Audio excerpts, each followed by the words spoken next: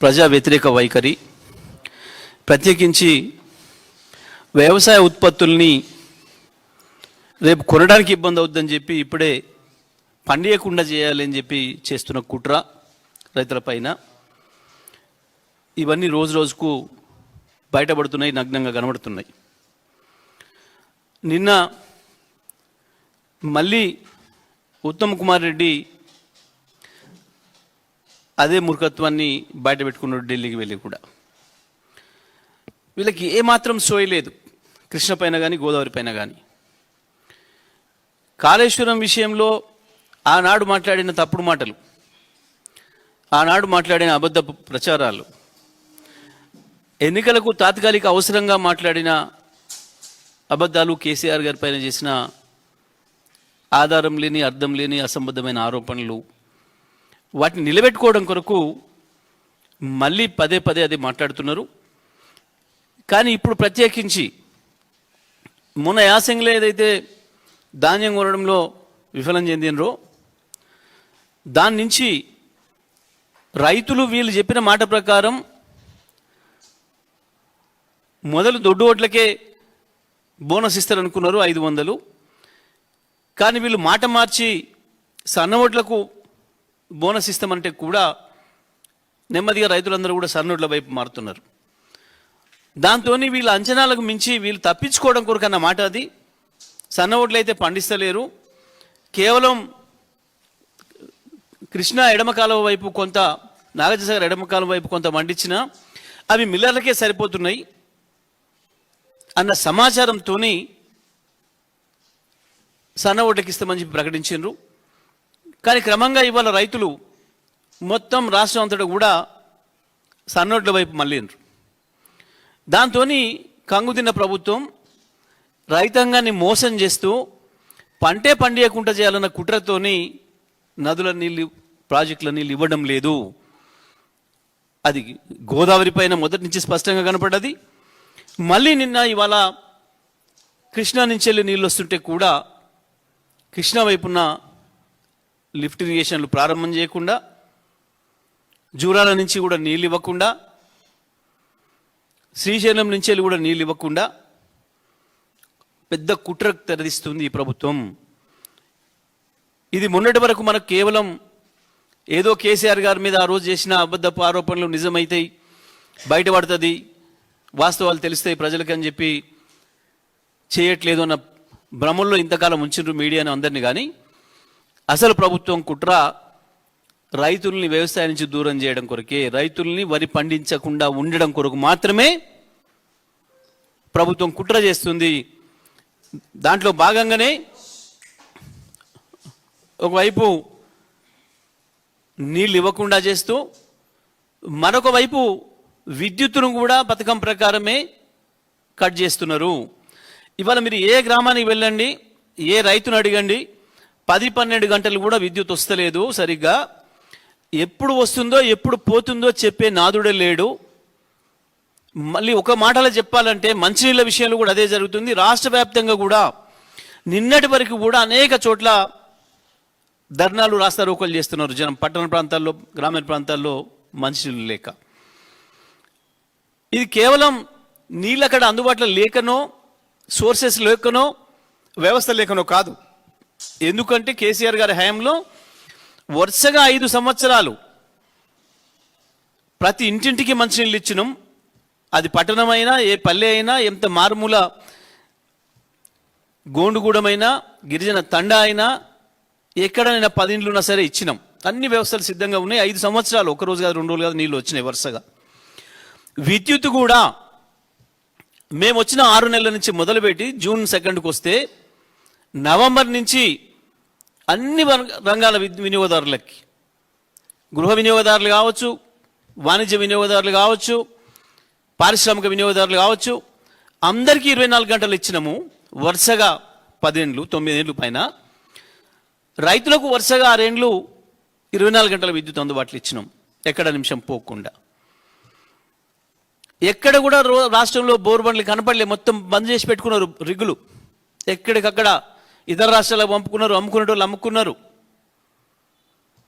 కానీ వాళ్ళు మీరు నిన్నటి వరకు నిన్న ఇవాళ ఈ తుఫాన్ ప్రభావం వల్ల వచ్చిన వర్షాలకు పొలాల్లో పోకుండా ఆగినాయి. కానీ నిన్నటి వరకు మీరు ఎక్కడ చూసినా మళ్ళీ 9 జిల్లాలలో రిగ్గులకు ఎక్కడ లేని డిమాండ్ వచ్చింది. విద్యుత్ కోతలు అంతు లేకుండా పోయింది. మంచి ఇళ్ళకు దిక్కు లేకుండా అయింది. ఒక్క మాటలో చెప్పాలంటే 2014కు ముందు ఇవాళ ఈ ప్రభుత్వాన్ని నడుపుతున్న రేవంత్ రెడ్డి, ఆయన మంత్రివర్గంలో ఉన్న వాళ్ళ గురువులు, వాళ్ళ సమైక్యవాద గురువుల కాలంలో ఏం జరిగిందో మళ్ళీ తెలంగాణ అక్కడికి తీసుకొచ్చిండ్రు. దురదృష్టం ఇది. రైతాంగాన్ని వ్యవసాయం నుంచి దూరం చేసిండ్రు. వాళ్ళ గురువు గారు చెప్పిన పద్ధతుల్లో వ్యవసాయం చేస్తే దండగా అని వాళ్ళ గురువు ఏదైతే చెప్పిండో అదే పద్ధతుల్లో రైతులకు ఉచితంగా ఇస్తున్నాడు కాబట్టి కరెంటు, దాన్ని ప్రత్యక్షంగా చెప్పలేక పరోక్షంగా కట్ చేసేసే పరిస్థితి తీసుకొచ్చిండు. ప్రతిదీ కూడా 2014 ముందు పరిస్థితులకు తీసుకుపోయినారు మళ్ళీ ఈ రాష్ట్రాన్ని. మేము ఉత్తాన చెప్పడం లేదు, ఆరోపణలతో మేము చేస్తలేదు. ఇది ప్రతిదీ కూడా వాస్తవం. రిపోర్టర్లుగా, కెమెరామెన్లుగా మీ అందరి అనుభవంలో ఉంది వాళ్ళ విద్యుత్ పరిస్థితి ఏందో. హైదరాబాద్లో కూడా రోజుకు 10 సార్లు పోతుంది విద్యుత్. ఎంతసేపు పోతుందో, ఎప్పుడు వస్తుందో చెప్పేటోడు ఉండటం లేదు. హైదరాబాద్ పట్టణంలో కూడా, పల్లెల్లో మళ్ళీ పాత పరిస్థితి. నిన్న మనం అనేక చోట్ల చూస్తున్నాం. ట్రాన్స్ఫార్మర్ కాలిపోతే రైతులు స్వయంగా వాళ్ళ ట్రాక్టర్ల మీద తీసుకొచ్చుకొని లైన్లలో నిలబడాల్సిన పరిస్థితి. ఒక్కొక్క చోట 10 రోజులు, 15 రోజులు, 20 రోజులు పడుతుంది మళ్ళీ ట్రాన్స్ఫార్మర్ రిపేర్ అయితే. మా సమయంలో హైదరాబాద్ సిటీలో 2 నుంచి 3 గంటలు ట్రాన్స్ఫార్మర్ ఫెయిల్ అయితే. గ్రామాలలో రైతులకు ఏమాత్రం ఇబ్బంది కలగొద్దు, మేము ఆర్డర్ ఇచ్చింది 24 గంటల లోపులనే మళ్ళీ కొత్త ట్రాన్స్ఫార్మర్ ఉండాలి అని. కానీ 10-12 గంటల లోపులనే ఇవ్వగలిగినాం. ఆ రోజు ప్రతి సెంటర్లో, రిపేరింగ్ సెంటర్లో స్టాక్ రెడీగా పెట్టినాం మేము ఆనాడు. ప్రతి చోట, ప్రతి సబ్స్టేషన్ దగ్గర స్టాక్ రెడీగా ఉండేది ఎప్పుడు కూడా. కానీ ఇవాళ పరిస్థితి లేదు. విద్యుత్తును కావాలనే ఉత్పత్తి చేయడం లేదు. థర్మల్ విద్యుత్తును బొగ్గు కుంభకోణం చేసి, బొగ్గును సరైన పద్ధతుల్లో నిర్వహణ చేసుకోక, సింగరేణి నుంచి వెళ్ళి బొగ్గును తెచ్చుకోలేక, యాదాద్రిలో కావచ్చు, వీళ్ళు పెద్ద లెసవాగుడు వాగిన పిటిహెడ్ అని చెప్పిన కొత్తగూడెంలో కూడా బొగ్గు కాస్ట్ను తగ్గించుకోవడం కొరకు 500 మెగావాట్ల యూనిట్ను బంద్ చేసి పెట్టినరు. యాదాద్రిలో 4 ప్రారంభమైతే 2టినే నడుపుతున్నారు. ఒక పథకం ప్రకారమే రైతాంగానికి విద్యుత్ కోతలు విధించడం కొరకు మాత్రమే, పరోక్షంగా రైతుల పంట దెబ్బతీయడం కొరకు, రైతులను పంట పండించకుండా చేసేదాని కొరకు చేస్తున్న కుట్ర ఇది. ఇవాళ మేము తప్పకుండా గ్రౌండ్ రిపోర్ట్ తీసుకొచ్చి ఇస్తాం. ఈ పాటికి గోదావరి జిల్లాలలో నాట్లు అయిపోయినాయి. కానీ వాస్తవానికి మేము కేసీఆర్ గారి నాయకత్వంలో గత 5 సంవత్సరాలు గోదావరి జిల్లాని మించిపోయినాయి. సూర్యాపేట జిల్లా కావచ్చు, ఉమ్మడి వరంగల్ జిల్లాలోని 4 జిల్లాలు కావచ్చు, కరీంనగర్, మెదక్ జిల్లాతో సహా, ఉమ్మడి మెదక్ జిల్లాతో సహా గోదావరిని మించిపోయినాయి వాస్తవానికి. అక్కడి నుంచి వచ్చిన మిత్రులు అనేది అన్నా, మేము ఒకప్పుడు చూసి గోదావరి గొప్ప అనుకున్నాం, గోదావరి జిల్లాలు మించి ఇవాళ మీరు తెలంగాణలో చేసిండు కేసీఆర్ అని. హైదరాబాద్ నుంచి వెళ్ళి విజయవాడకి వెళ్ళే ప్రతి ఒక్కరు మాట్లాడి చెప్తారు మాకు, అన్నా ఏం మాయ చేసిండు కేసీఆర్, ఎటు చూసినా తెలంగాణలో పచ్చ కనబడుతుంది ఇవాళ అని. నిజమే, ఇవాళ మళ్ళీ 2014 పునరావృతం అవుతుంది ఎక్కడికి వెళ్ళి చూసినా. ఇవాళ మళ్ళీ కన్నెపల్లి దగ్గర నుంచి 1,00,000 క్యూసెక్ల పైన నీళ్లు పోతున్నాయి, లక్ష్మీ బ్యారేజ్ దగ్గర నుంచి. ఇవన్నీ పోయినాయి, ఇప్పటికీ అక్కడ నాట్లు అయిపోయినాయి గోదావరి జిల్లాలో. దాదాపు ఇప్పటికీ 200 టీఎంసీల పైన కన్నెపల్లి పంప్ హౌస్ దాటి నీళ్ళు వెళ్ళిపోయినాయి కిందికి. వాస్తవానికి ఎల్ఎండి కంటే కిందనే ఇప్పటికి మనం 140 టీఎంసీలు నింపుకుందాం. ప్రతి ప్రాజెక్టు నింపే నీళ్ళు వచ్చినాయి, పోయినాయి.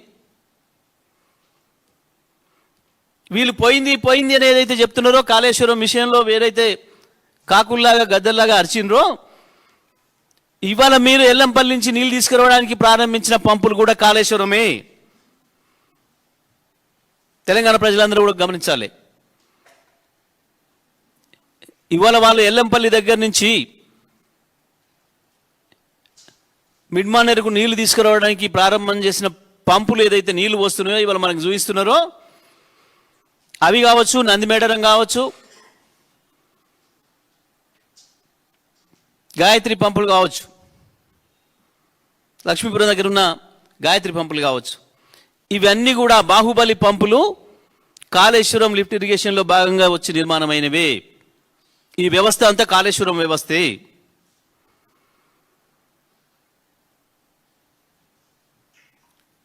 మేము డిమాండ్ చేస్తున్నాం, ఇవాళ ఎల్లంపల్లి నుంచి వచ్చే నీళ్లు 2-3 రోజుల్లో ఆగిపోయినా ఎందుకు అనంటే అది కేవలం ఆ ప్రాంతంలో పడ్డ 100 కిలోమీటర్ల రేడియస్లో పడ్డ నీళ్లతోనే ఇవాళ ఆ వచ్చిన నీళ్ళని ఎత్తి పోస్తున్నారు. పోయాలి, పోసి తీరాలి. మేము అంటుంది అదే. ఇదే పద్ధతిలో కన్నెపల్లి దగ్గర కూడా పంపులు ఆన్ చేయాలి, కంటిన్యూ చేయాలి. ఎందుకు అనంటే ఎస్ఆర్ఎస్పికి పైన వరద వచ్చే సూచనలు కనబడతలేవు. పైన ఉన్న ప్రాజెక్టులే నిండలేదు, ఇంకా కర్ణాటకవి, మహారాష్ట్రవి. పైననే నీళ్ళు రాలే ఇంకా. కాబట్టి ఏ పరిస్థితుల్లో కూడా ఈ వైపు నుంచి నీళ్ళు వచ్చే అవకాశం కనబడతలేదు. మేము మళ్ళీ డిమాండ్ చేస్తున్నాం, ఏదైతే మీరు ఇవాళ ఎల్లంపల్లి నుంచి నీళ్ళు తెస్తున్నారో ఎల్లంపల్లిలో నీళ్ళు అయిపోతే కన్నెపల్లి కూడా ప్రారంభం చేయాలి. ఎట్టి పరిస్థితుల్లో కూడా ఇక్కడ కొండపోచమ్మ బస్వాపూర్ వరకు నీళ్ళు తీసుకురావాలి. అక్కడ మాకు వరంగల్ జిల్లాలో మైలవరం, బయ్యనవ నుంచి సూర్యాపేట వరకు కూడా, కోదాడ వరకు కూడా నీళ్ళు ఇచ్చి తీరాలి తప్పకుండా. రైతాంగం అందరూ కూడా ఎదురు చూస్తున్నారు. మేము విద్యుత్ విషయంలో కూడా మళ్ళీ డిమాండ్ చేస్తున్నాం, మళ్ళీ 24 గంటల విద్యుత్తును పునరుద్ధరించాలి. మీరు చెప్పకుండానే 12 గంటలకు 11 గంటలకు తగ్గించిండ్రు. అది కూడా ఎప్పుడు పోతుందో ఎప్పుడు వస్తుందో తెలియని పరిస్థితి తీసుకొచ్చిండ్రు.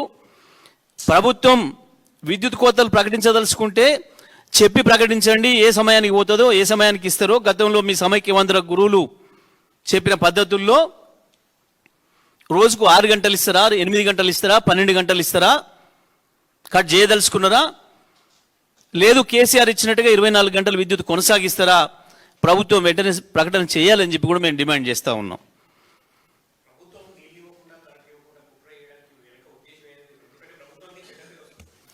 ఎందుకు అనంటే కొనుగోలు చేయదలుచుకోలేదు ధాన్యం వాళ్ళు ప్రకటించిన బోనస్ ఇవ్వదలుచుకోలేదు, ఎగ్గుట్టదలుచుకున్నారు. తప్పకుండా కాలువలతో నీళ్ళు ఇచ్చినా మళ్ళీ మోటార్లు ఆన్ చేస్తారు రైతులు. విద్యుత్తు అవసరం పడుతుంది. ఈ విద్యుత్తును కొనడానికి ఇష్టపడతలేరు, విద్యుత్ కొనడం లేదు, విద్యుత్తును ఉత్పత్తి కూడా చేయడం లేదు, బొగ్గు ఖర్చుకు భయపడి. రైతుల మీద పెట్టే ఖర్చును దండగా అనే పద్ధతుల్లో ప్రభుత్వం వ్యవహరిస్తుంది. రైతుల కొరకు ₹1 ఖర్చు పెట్టినా దండగా, అది మన కమిషన్ రాని ఖర్చు. అది కమిషన్లు వచ్చే ఖర్చు పైన తప్ప ఈ ప్రభుత్వానికి కమిషన్లు రాని ఖర్చుల మీద ప్రభుత్వానికి ఇష్టం లేదు. అది విద్యుత్ రంగం మీద ఖర్చు పెట్టినా, వ్యవసాయ రంగానికి సంబంధించి నీటిపారుదల మీద ఖర్చు పెట్టినా, లిఫ్ట్ ఇరిగేషన్లు కావచ్చు, రైతులకి ఇచ్చే 24 గంటల విద్యుత్ కావచ్చు, దేని మీద ఖర్చు పెట్టినా అందులో వీళ్ళకి లాభం రాదు కదా, కమిషన్ రాదు కదా వీళ్ళ పేమెంట్స్కి. కాబట్టి దాని మీద వాళ్ళకి ఇంట్రెస్ట్ లేదు. రెండవ సమస్య కూడా ఏముంది, రైతులు మొత్తం సన్నోట్లకు షిఫ్ట్ అవుతున్నారు. వీళ్ళు ఏదైతే మాట ఇచ్చి ప్రారంభం చేసినరో 500 బోనస్, దాన్ని ఎగ్గొట్టడం కొరకు రైతుల్ని డిస్కరేజ్ చేస్తున్నారు పంట పండించకుండా. ఇది కుట్ర, అచ్చం ఇది రైతుల మీద కుట్ర. ఇది వ్యవసాయ రంగం పైన కుట్ర. తెలంగాణ రైతాంగాన్ని వ్యవసాయం నుంచి దూరం చేసానికి చేస్తున్న కుట్ర ఇది.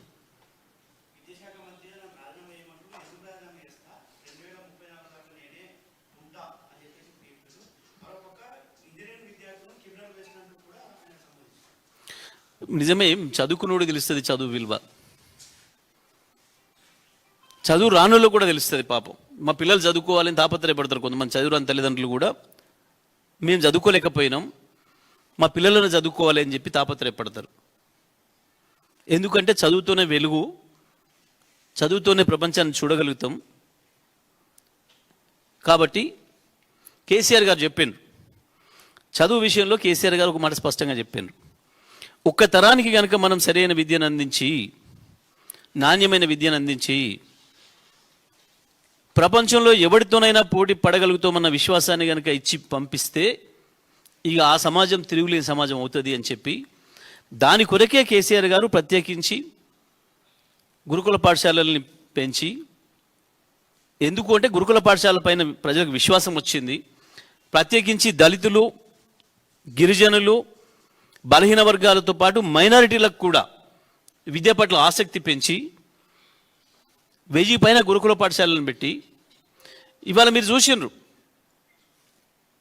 తెలంగాణలో ఇవాళ ఎక్కడ మీరు ఏ జన్జీ స్టూడెంట్ను పలకరించండి, అద్భుతంగా ఇవాళ హైదరాబాద్లో మాట్లాడుతున్న పిల్లలే కాదు, నువ్వు అది నల్గొండ పోతావా, కరీంనగర్ పోతావా, ఆదిలాబాద్ పోతావా, మహబూబ్ నగర్ పోతావా, ఇంకెక్కడికైనా పో, ఆ పిల్లల్ని ఎవరినైనా మాట్లాడించు.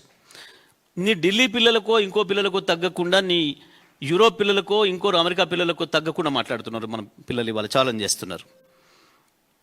మీరు మొన్న చూసినారు హైదరాబాద్ వేదిక కూడా చూసినారు, ఢిల్లీలో కూడా పోయిన పిల్లల్లో చాలామంది మన వాళ్ళు మొత్తం కూడా మన గురుకుల పాఠశాలల పిల్లలే, పూర్తిగా మన గురుకుల పాఠశాలల పిల్లలు. అది ఎస్సీ గురుకుల పాఠశాల కావచ్చు, ఎస్టీ గురుకుల పాఠశాల కావచ్చు, మైనారిటీ గురుకుల పాఠశాల కావచ్చు. మొన్న మీరు ఇందిరా పార్క్ దగ్గర చూసినారు, వచ్చిన వేలాది మంది పిల్లలందరూ కూడా అందులో మెజారిటీగా మన గురుకుల పాఠశాల పిల్లలు. అది కేసీఆర్ ఇచ్చినది. కేసీఆర్ ఈయన లెక్క మాట్లాడలే, పని చేసుకుంటూ పోయింది. నా పిల్లలు నేను ఎదిగించాలి, నేను పెంచాలి నా సమాజాన్ని, ఆ ధైర్యంతోనే హిమాలయాలు ఎక్కింది, కిలిమంజారోకి పోయింది. అది కేసీఆర్ ఇచ్చిన విశ్వాసం పిల్లలకి, అక్కడాక పోగలిగాను. మీరు ఒకసారి చెక్ చేస్తే 2014 తర్వాత మొత్తం భారతదేశంలో ఉన్న అన్ని రిప్యూటెడ్ ఇన్స్టిట్యూషన్స్లో మన పిల్లలు జాయిన్ అయ్యారు. మొత్తం భారతదేశంలో ఇది పెద్ద మునగాని ఇన్స్టిట్యూషను, ఇలా మనకు తెలంగాణ నుంచి మనకు జనరల్గా అవకాశాలు రావు, ఇలా చదువుకోవడానికి పోలేరు అనుకున్న ఇన్స్టిట్యూషన్లో మొత్తం ప్రతి ఒక్కటి, అది ఏ ఐఐటి కావచ్చు, ఏ ట్రిపుల్ కావచ్చు, ఏమైనా కావచ్చు, అది ఏ బిజినెస్ స్కూల్ కావచ్చు, ఏ లా స్కూల్ కావచ్చు, ఏ మెడికల్ కాలేజ్ కావచ్చు, దేంట్లో కానీ మన పిల్లలు తెలంగాణ నుంచి మన గురుకుల పాఠశాల చదువుకున్న పిల్లలు పోయారు మొత్తం. కానీ మూర్ఖులకి ఏమర్థం అవుతుంది, చదువు విలువ ఏమర్థమవుతుంది? ఎవడో రాసిచ్చింది చదివితే మనసుతో వస్తాయి కదా, మనసులోంచి వస్తాయి కదా. రాసిచ్చింది చదివితే గట్టినే ఉంటుంది. అదేదో న్యూక్లియర్ చైన్ రియాక్షన్ లాగా నోటికి ఏది వస్తే అది వాగడు. ఏం క్రిమినల్ వేస్ట్? నీ మొదటి వేస్ట్. నిన్ను ఎన్నుకోవడం ఒకటే ఈ రాష్ట్ర ప్రజలు చేసిన క్రిమినల్ వేస్ట్. నువ్వు ఒకటే క్రిమినల్ వేస్ట్ ఈ రాష్ట్రంలో. ఇలాంటి మూర్ఖుని విద్యాశాఖ మంత్రిగా ఉంచినందుకు 200 మందిని చంపినాం ఇప్పటికి. ఇప్పటివరకు ఎవడు చేయలే.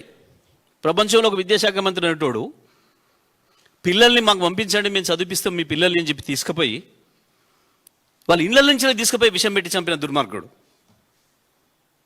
వాస్తవానికి ఒక్క నిమిషం కూడా అందులో ఉండడానికి వీల్లేదు.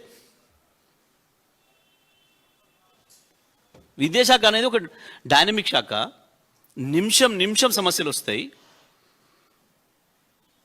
వాస్తవానికి నేను సార్ను రిక్వెస్ట్ చేసి వద్దని చెప్పిన అన్నాడు.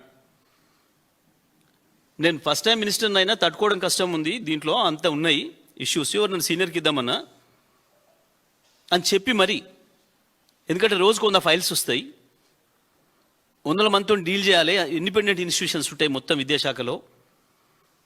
నాకు పొలిటికల్ వర్క్ ఉంది జిల్లాలో ఎక్కువ, 6 ప్రతిపక్ష ఎమ్మెల్యేలు ఉన్నారు, మునగాళ్ళందరూ ముఖ్యమంత్రులు అని చెప్పుకుంటోళ్ళు. నాకు కొంచెం పొలిటికల్ వర్క్ ఎక్కువ చేసుకునే అవకాశం కావాలి, కొంచెం లీజర్గా ఉండేది కావాలి అని చెప్పి. ఎందుకు అంటే మనం తీసుకునే బాధ్యత పైన మనకు మనసు పెట్టి పని చేసేటట్టు, సమయం ఇచ్చేటట్టు ఉండాలి. కానీ మూర్ఖులకి ఏం తెలుస్తుంది విద్య విలువ? చెత్తవాగుడు ఉత్తవాగుడు తప్ప ఒక పైసా పని. వీళ్ళు వచ్చిన తర్వాత ఇగో గిది విద్యాశాఖలో నేనంటూ ఇది చేసిన అని చెప్పడానికి ఒక పైసా పని ఏమన్నా చేసిన పనిలా విషాహారంతో రోజుకొకరు. నిన్నగాక మొన్న కూడా ఎన్నో చదివిను. 20 మంది పిల్లలు ఏదో హాస్టల్లో వీళ్ళు విషాహారం గురైనరు. ఒక్కరోజు అంటే ఒక రోజు ఉందా? ఒక్కసారి కేసీఆర్ గారు చూసినారు ఒక వార్త. వరంగల్ జిల్లాలో, ములుగు జిల్లాలో అనుకుంటా, ఒక రెసిడెన్షియల్ స్కూల్ విద్యార్థిని స్కూల్ అనారోగ్యం గురైంది, ఇంటికి పోయిన తర్వాత 3 రోజుల తర్వాత చనిపోయింది అని చెప్పి ఒక వార్త వచ్చింది అది ఒక పేపర్లో. వస్తే చదివి ఇమ్మీడియట్గా మొత్తం డిపార్ట్మెంట్ని పిలిచి ఎందుకు జరిగింది, ఆ అమ్మాయి ఏదో ఆలస్యమైంది వైద్య సాయం అందించమని చెప్పి తెలిసి వచ్చింది వార్త, రండి అసలు ఏం జరిగిందని చెప్పి పిలిచి అసలు మీరు ఎట్లా చెక్ చేస్తారు పిల్లల్ని, ఏంది రోజున్న సిస్టమ్ ఏంది మీకు ఇప్పటివరకు అంటే అప్పటివరకు పట్టించుకున్న వాడు లేడు. మొదటిసారిగా వెంటనే ప్రతి రెసిడెన్షియల్ స్కూల్కి ఒక నర్సుని ఇవ్వాలి అని చెప్పి పోస్టులు క్రియేట్ చేసి వెంటనే మొత్తం అపాయింట్మెంట్స్ చేసి నెలల్లోనే ప్రతి రెసిడెన్షియల్ స్కూల్లో ఒక స్టాఫ్ నర్స్ ఉండాలి, ప్రతిరోజు పరీక్షలు నిర్వహించాలి, పిల్లలకి ఎవరికి చిన్న డల్ కనపడ్డా ఏది కనపడ్డా వెంటనే వాళ్ళను హాస్పిటల్ తీసుకుపోవాలని చెప్పి మొట్టమొదటిసారి ఏర్పాటు చేసిన కేసీఆర్ గారు. ఒక వార్త విన్నందుకు కానీ చలనం ఉందా? 800 మంది పిల్లలు చచ్చిపోతుంటే నీ మీద నమ్మకంతో కదా తల్లిదండ్రులు చెప్పిపోయింది, నీకు అప్పచెప్పిపోయింది. వాస్తవానికి క్రిమినల్ కేసులు రేవంత్ మీద పెట్టాలి. ఇవాళ ఇంతమంది చచ్చిపోయినందుకు బాధ్యతగా ఇన్ని కేసులు రేవంత్ మీద పెట్టాలి. ఇన్ని క్రిమినల్ శిక్షలకు బాధ్యుడు అర్హుడు రేవంత్. ముఖ్యమంత్రినే కాదు, విద్యాశాఖ మంత్రికి కూడా. కేవలం విద్యాశాఖ నీ దగ్గర పెట్టుకోవడం వల్ల జరుగుతున్న దుర్మార్గం. ఇంకేం మాట్లాడతాడు? ఆ మంత్రులకైనా సో ఉండాలి. ఎవరికైనా ఇస్తే ఖరాబ్ చేస్తారు అంటే ఇప్పుడు విద్యాశాఖలన్నీ ఖరాబ్ చేస్తున్నట్టే కదా. ఎవరికైనా ఇస్తే ఖరాబ్ చేస్తాడని నా దగ్గర పెట్టుకున్నా, ఇప్పుడు ఇచ్చిన శాఖల వాళ్ళందరూ కూడా ఖరాబ్ చేసే మంత్రులని అర్థం. మరి వాళ్ళకెందుకు సోయలేదో? ఈయన పెట్టుకునే 2 విద్యాశాఖ, ఈ కథ హోంశాఖ, రోజుకొక రేపు రోజుకొక మర్డర్. మున్సిపాలిటీ మొత్తం బంధు, అభివృద్ధి బంధు, పర్మిషన్లు బంధు, కమిషన్లు. సిగ్గుండాలి చెప్పుకోవడానికి, ఏదన్నా మాట్లాడడానికి. నువ్వు చేసిన పనికి నువ్వు మాట్లాడే మాటకు సంబంధం ఉండాలి కదా. ఆలోచించరా ప్రజలు? మాట్లాడరా? చూసుకోరా? చెక్ చేసుకోరా? ఇవాళ ఒక ఇంజనీరింగ్ కాలేజ్ విద్యార్థి దగ్గర పోయి మాకి పెట్టి అడిగండి, చెప్తాడు ఇక మీకు పెట్టింది క్రిమినల్ వేస్ట్ అట, ఏది వేస్ట్ అని. ఒక్కటే మాట పిల్లల నుంచి సర్రమని రాకపోతే నన్ను అడుగు. నేను మంచి భాషలు చెప్పిన కానీ వాళ్ళు ఆ భాష కూడా వాడరు, వాడే క్రిమినల్ వేస్ట్ అంటారు. నేను మర్యాద మాట్లాడతా కాబట్టి మర్యాద భాషలు చెప్పిన, కానీ ఆ పిల్లలు అది కూడా చేయదలుచుకోవాలి. మర్యాద మాట్లాడేటప్పుడు సో ఉండాలి కొంచెమన్నా.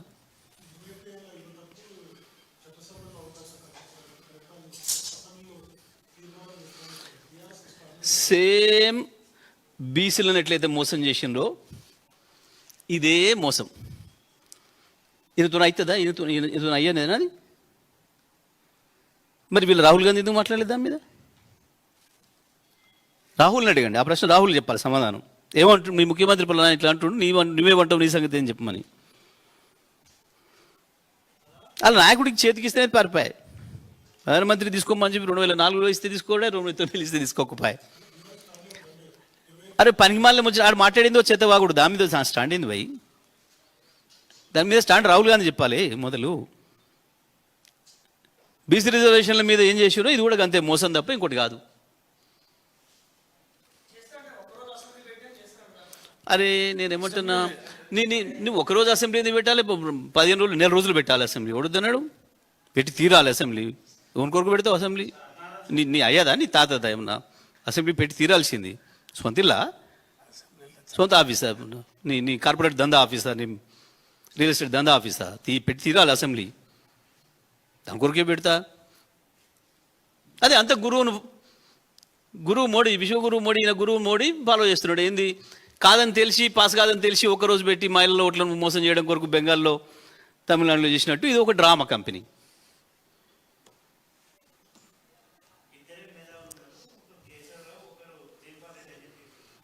కానీ మీకు బయట చెప్పిండు ఇంకో మాట నాకు వినపడేది తెలుసా? ఆయన అన్నది, నేను మొదటి మేధావిని, నా తర్వాత వీళ్ళిద్దరు అని ఆయన అన్నమాట. మీరు మిగతా సగమే క్యారీ చేస్తున్నారు. ఈ రాష్ట్రంలో నేను ఎక్కడిని ఇక నా తర్వాత అంతో ఇంతో జైపాల్ రెడ్డి అంటే ఆయన ఉండే, ఆయన అనుకుంటారు అందరూ, కాదు మీరంతా కేశవరావు అని అనుకుంటారు, కాదు నేనే అని చెప్పుకున్నాడు. ఇప్పుడు ఈ మేధావులు అనే విషయం వచ్చినప్పుడు జయశంకర్ సార్ గొప్ప మాట చెప్పిండు. అక్కడ ఆంధ్రాలో ఒక ఆయన షాల్ మీద వేసుకొని, షాలు శ్రీనివాస్ అని ఆంధ్ర మేధావుల సంఘం అని చెప్పి మోపై తిరుగుతున్నాడు. ఆడ తిరుగుతుంటే ఇక్కడ కొంతమంది మనోళ్ళు పోయి జయశంకర్ సార్ని అడిగినారు, సార్ మనం సంఘం పెట్టాలి. ఏంది ఏం సంఘము అన్నాడు. అంటే సార్ మనం కూడా తెలంగాణ మేధావుల సంఘం పెట్టాలి అన్నాడు. అంటే మరి మనం ఎట్లా పెడతాము అన్నాడు. జయశంకర్ సార్ మనం ఎట్లా పెడతాము అన్నాడు. అంటే ఎందుకు పెట్టాం సార్, ఆడ ఆంధ్రాలో వాళ్ళు పెట్టుకున్నారు, మనం కూడా ఇక్కడ మేధావుల సంఘం అని పెట్టుకోవాలి కదా అన్నాడు. అంటే మరి అది మేధావులు పెట్టుకోలే, మనం ఎట్లా పెడతాం అన్నాడు. అది మేధావులు పెట్టుకోలే, మనం ఎట్లా పెడతాం అన్నాడు. అని ఇప్పటివరకు ఎవడు ఈ ప్రపంచంలో నాకు నేను మేధావి అని చెప్పలే. ఇక చెప్పినోడు మేధావి ఎట్లయితాడా, నిజమైన మేధావి అయితే వాడు చెప్పడు అని చెప్పిండు జయశంకర్ సార్. పాపం ఇక వీళ్ళకి ఏం తెలుస్తుంది, వీళ్ళకి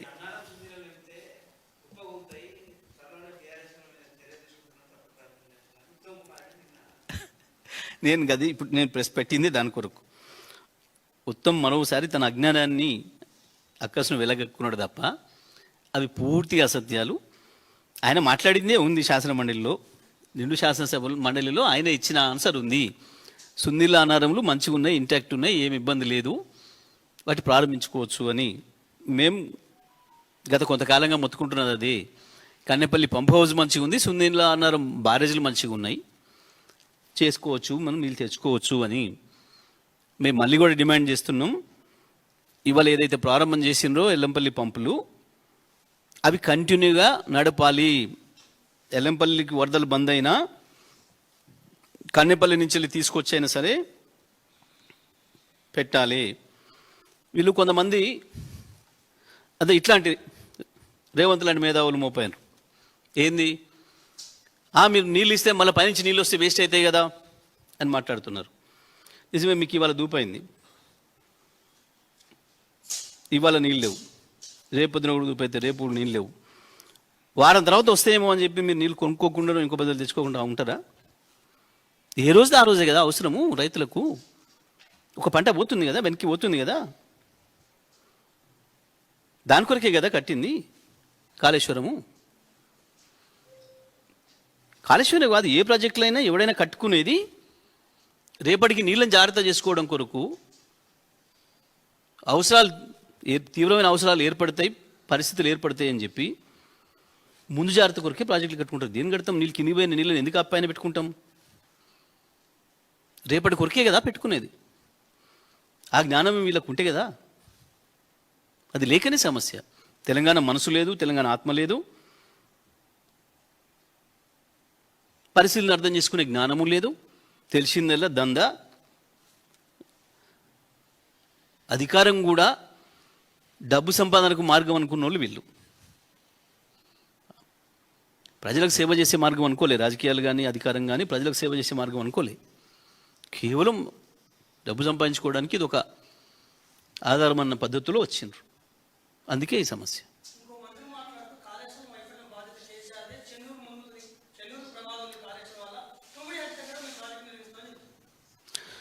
ఒకవేళ మీరు చెప్పింది నిజమైతే బహుశా మీకు ఐడియా ఉంటుంది అనుకుంటా.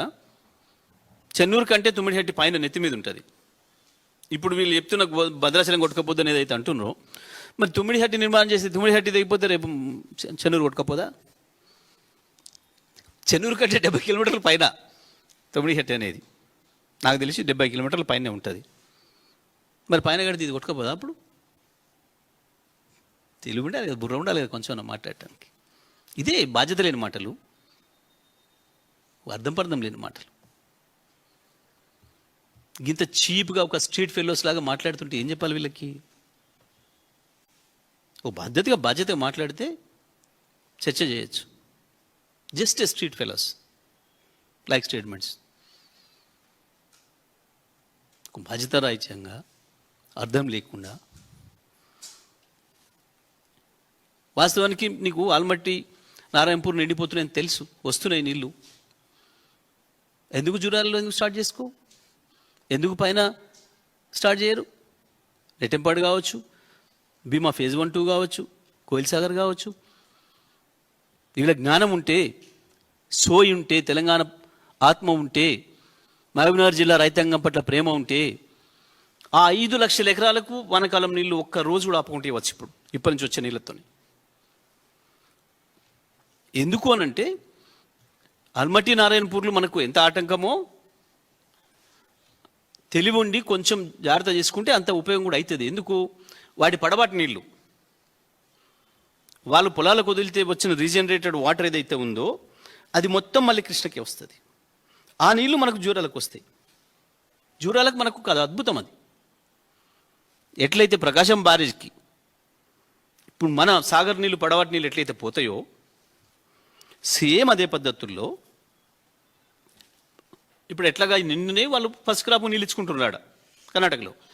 ఆ నుంచి వచ్చే రీజనరేటర్ వాటర్ ప్రతి చుక్క మనకే వస్తాయి, జురాలకు వస్తాయి. ఇప్పటి నుంచి కంటిన్యూగా మొత్తం వరద ఆగిపోయినా 5-6 వేల క్యూసెక్ల నీళ్లు రెగ్యులర్గా వస్తాయి. ఆ నీళ్లు చాలు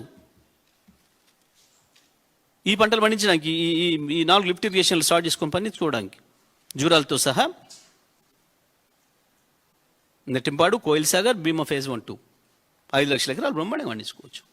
కానీ వీళ్ళకి అది ఉండాలి, మొదలు ఆత్మ ఉండాలి. రైతాంగానికి చెయ్యాలి, పంటలు పండించాలన్న తపన ఉండాలి. కానీ పంటలు పండుతుంటే భయపడుతున్నారు. కొనడానికి సమస్య, కొంటే బోనస్ చెల్లించాలి. వీళ్ళు మేమే తెలియకల్లులం అనుకొని సన్నబియ్యానికి ఇస్తామని ప్రకటించారు తప్పించుకోదొప్పడానికి.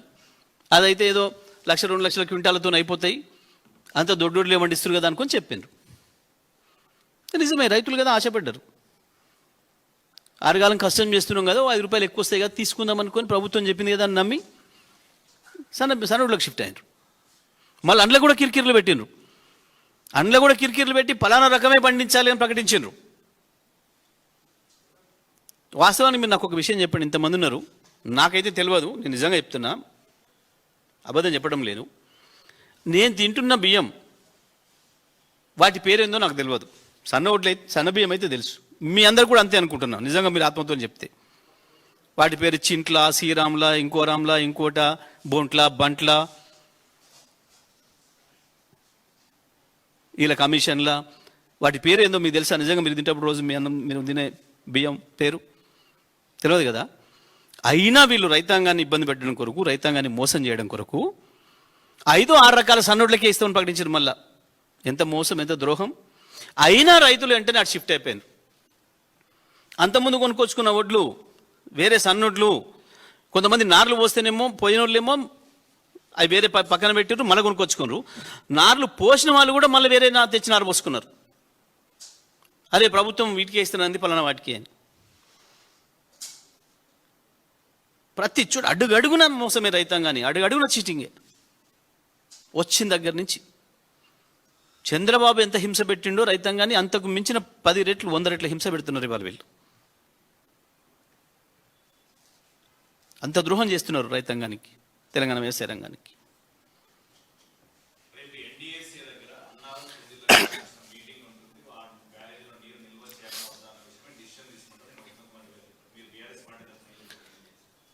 నేనేమంటానంటే ఉత్తమ్ అజ్ఞానం పరాకాష్ట చేరుకుంటుంది. దీని చర్చ మొదలైన కానీ చూస్తున్నాను నేను, ఉత్తమ్ ఎంత అజ్ఞానంతో మాట్లాడుతున్నాడు అని. అసలు ఎన్డీఎస్ఏకి సంబంధమే లేదు, ఎన్డీఎస్ఏకు ప్రాజెక్ట్ నిర్వహణకు సంబంధమే లేదు. ఎన్డీఎస్ఏ మీరు నాకు ఒక మాట చెప్పండి, మీరు ఏదైనా ప్రమాదం జరిగితేనే ఎన్డీఎస్ఏ వస్తుందంటే ఇప్పటి వరకు మీకు శ్రీశైలంకి ఎన్డీఎస్ఏ వచ్చిందా? కూలింది కదా, లిటరల్గా చచ్చిపోయారు కదా, 8 మంది శవాలే తీయలే కదా ఇప్పటివరకు. ఎన్డీఎస్ఏ వచ్చింది ఆడికి, అయినా ఎస్ఎల్బిసి ఎన్డీఎస్ఏ వచ్చింది ఆడికి రాలేదు. అయినా ఇప్పుడు ఆల్రెడీ పని ప్రారంభించడం, పూర్తి చేస్తామని మాట్లాడుతున్నాడు. ఉత్తమ్ ఎట్లా మాట్లాడుతున్నాడో చెప్పండి. ఇక ఈ ప్రశ్న మీరు ఉత్తమ్ వేయండి. ఇక ఎన్డీఎస్ఏ కాళేశ్వరంకు అయితే ఎన్డీఎస్ఏ అవసరమైనప్పుడు ఎందుకు ఎస్ఎల్బిసికి ఎన్డీఎస్ఏ అవసరం కాలేదు?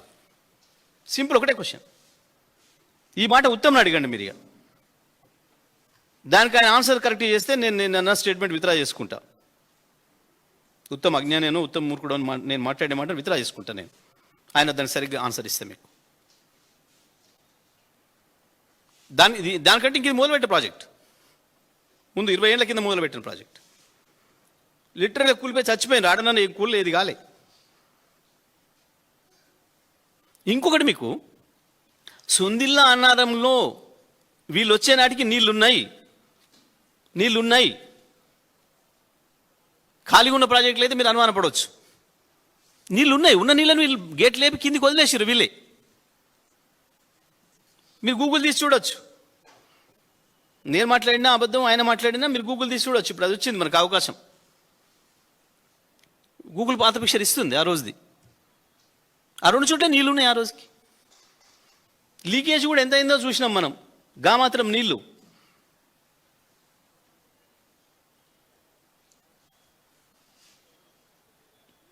వస్తాయి, నువ్వు సొంతంగా తిప్పలవాడి కట్టుకుని ఇంటికి కూడా అప్పుడప్పుడు లీక్ వస్తుంటుంది, చేసుకోమా?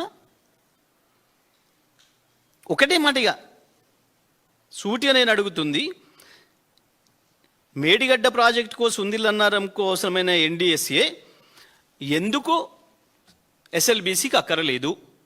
ఎందుకు ఎస్ఎల్బీసీకి ఎన్డీఎస్ఏ రాకుండా దూరంగా ఉంది? ఆల్రెడీ ఎట్లా స్టార్ట్ చేసిర్రు? మరి స్టార్ట్ చేసిరా లేదా? స్టార్ట్ చేస్తే ఎట్లా చేసిండ్రు? పూర్తి చేస్తామని ఎట్లా చెప్పగలుగుతున్నాడు ఉత్తమ్? పూర్తి చేసి ఎన్నికలు పోతాను మాట్లాడి నిన్న కూడా చెప్తుంది. ఇది తెలంగాణ స్టేట్ది, అది తెలంగాణది, అంతరాష్ట్రం ఏం కాదు, అది మన సొంతమే. ఇక్కడనే కనబడుతున్నాయి బీజేపీ కాంగ్రెస్లో మ్యాచ్ ఫిక్సింగ్ ఏందో. మేఘాల మీద పంపి 2 రోజులలో నివేదిక రాసి ఇచ్చిండ్రు ఎన్డీఎస్ఏ కాళేశ్వరం మీద. ఎందుకు ఏడాది దాటినా ఇప్పటివరకు పత్తలేదు? చచ్చిపోయిన వార్త వాళ్ళకి చేరలేదా? కాళేశ్వరంలో ఏ ప్రమాదం లేకుండానే వార్త పోయింది ఢిల్లీ దానిక, ఎన్డీఎస్సీ వచ్చింది. కాళేశ్వరంలో ఇంతమంది చచ్చిపోయిన వార్త ఏమో లేదా? చచ్చిపోయింది కూడా అంత అక్కడ పిల్లలే, ఉత్తరాది పిల్లలే. కాంట్రాక్టర్ కూడా వాడే ఢిల్లీ వాడే, గానే ఉంటాడు, ప్రధానమంత్రి ఆఫీస్ కొద్ది దూరంలో ఉంటాడు కాంట్రాక్టర్. ఎందుకు రాట్లే? ఎందుకు రాలే? ఏంది డబుల్ స్టాండర్డ్స్?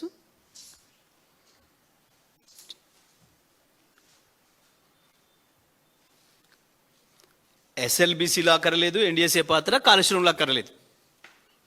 సుందిల్ల అన్నారం ప్రాజెక్టుల నిర్వహణ విషయంలో నీళ్ళు ఇంపన లేదానికి ఎన్డీఎస్ఏకి సంబంధం లేదు.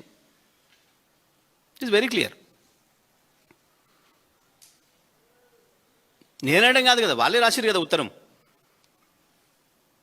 ఎవరికో ఆన్సర్ చేసిరు కదా ఒక బాబుకి. ఆస్ట్రేలియా నుంచి తెలంగాణ వాది పంపిస్తే ఇచ్చిరు కదా ఆన్సర్. మాకు సంబంధం లేదు దాంతో, చాలా clear it is political decision అని చెప్పాను. 100% ఎప్పుడు కూడా ఏ ప్రాజెక్టులో నుంచి నీళ్ళు తీయాలన్నా, మీ ఊరు చెరువులో నుంచి నీళ్ళు తీయాలన్నా రాష్ట్ర ప్రభుత్వం అంటే కలెక్టర్ అనుమతి. మీ ఊరు చెరువులో నుంచి నీళ్ళు తీయాలన్నా,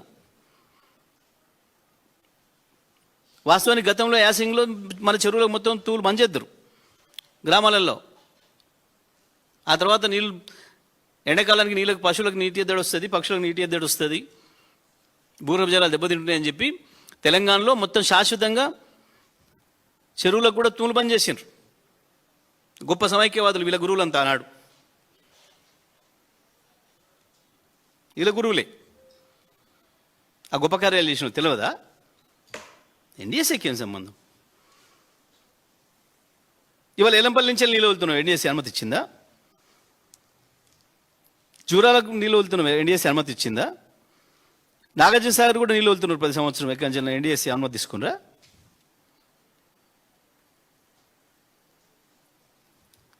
వాస్తవానికి ఎల్ఎండి కూడా కొట్టుకపోయింది. ఎన్డీఎస్ఏ వచ్చిందా? మనం ఎన్డీఎస్ఏ మీద పెట్టి ఆగినామా? 3 నెలల్లోనే మొత్తం తీసి కొత్త కట్టేసేసి పూర్తి చేసినాం. రాజకీయాల కొరకు ఆలోచించలే. మిడ్ మానేర్ ఎంఎండి మేము ఇలా చిల్లర రాజకీయాలు చేయలే. వాళ్ళు ఇరికిద్దాం లోపల పంపుదాం అకౌంటెడ్ వాళ్ళు దాంట్లో అని మేము రాజకీయ ఆలోచన చేయలే. ఆడోడికి ఇంత తోడు, కానీ రాష్ట్రం ప్రజలు ముఖ్యం కదా. లక్షలాది ఎకరాలు నీళ్ళు ఇచ్చుకునే ప్రాజెక్టు పూర్తి చేసినాం, తెచ్చినాం నీళ్ళు. దానికి ఎన్డీఎస్సీ ఆపుతుందా ఇప్పుడు? ఆ నుంచి మల్లన్న సాగర్ తెస్తున్నాం, ఆపుతుందా ఎన్డీఎస్సీ? నువ్వు అడుగుతున్నావు ఎన్డీఎస్సీ అనుమతి వీటన్నిటికీ?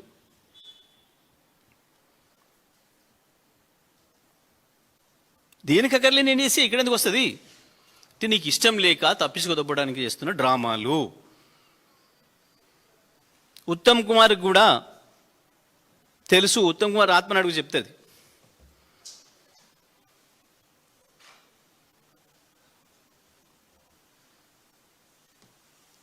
ముఖ్యమంత్రి అన్నాడు కాబట్టి ఏం చేస్తామని చెప్పి వీళ్ళంతా ఏడుస్తున్నారు మంత్రులు. అందరికీ తెలుసు మంత్రులకు మనం చేస్తున్నది ద్రోహం, మనం చేస్తున్నది మోసం, రేపు తెలంగాణ క్షమించదు మన సంగతి వాళ్ళందరికీ తెలుసు. తెలంగాణ ఆత్మ ఉన్నాడు ఎవ్వడు కూడా నిమ్మలంగా ఉండలేడు ఇవ్వాలంటే కాంగ్రెస్లో. వాళ్ళు చేస్తున్న ద్రోహం అంతా ఇంత కాదు రైతాంగానికి.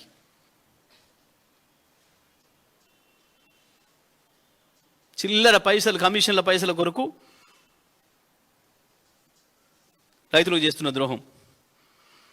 లేదు క్షమాపణలు చెప్పురి, రైతులకు క్షమాపణలు చెప్పురి. మేము ఇట్లా అనుకోలే, సన్నోట్లు మీరు పండిస్తారు అనుకోలే, అందుకనే చెప్పినాం, మోసం చేసినాం. కానీ మొత్తమే మీరు ఇచ్చే 500 కొరకు భయపడి మొత్తం రైతును నాశనం చేస్తున్నారు, పంటే పండించుకోకుండా. ఏం చేయాలి ఇప్పుడు మరి? లక్షలాది మంది రైతులు ఖాళీగా ఊళ్ళల్లో.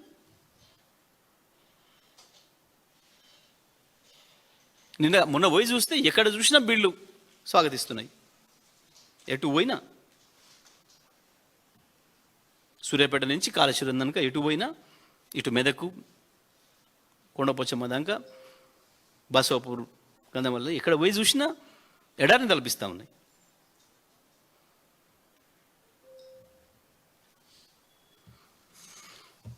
Okay right, thank you.